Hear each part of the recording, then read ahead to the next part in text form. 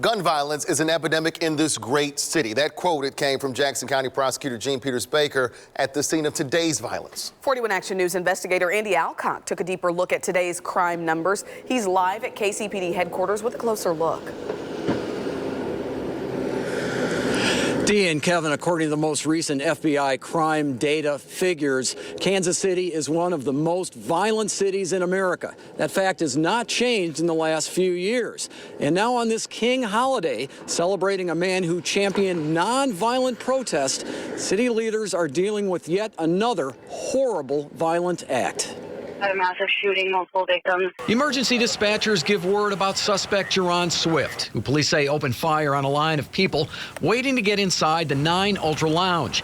It came on a night of community celebration after the Chiefs won the AFC title game to secure their spot in the Super Bowl for the first time in 50 years. Anybody who's got tourniquets, bring them to the front of the building. Instead of celebrating, some area families are now grieving after multiple deaths and injuries following more gun violence. It's an epidemic in this great city.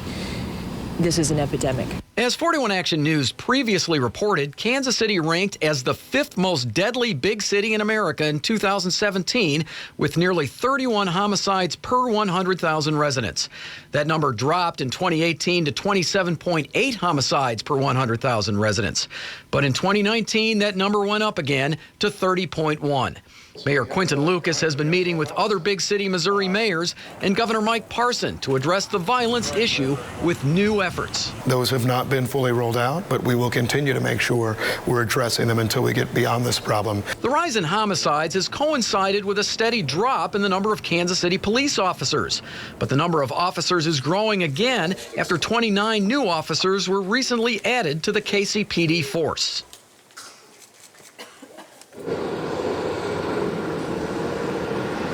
And again, the 2 people who died in this shooting were the suspect, 29-year-old Jerron Swift, and a young woman, 25-year-old Raven Parks. 15 other people were injured in this shooting.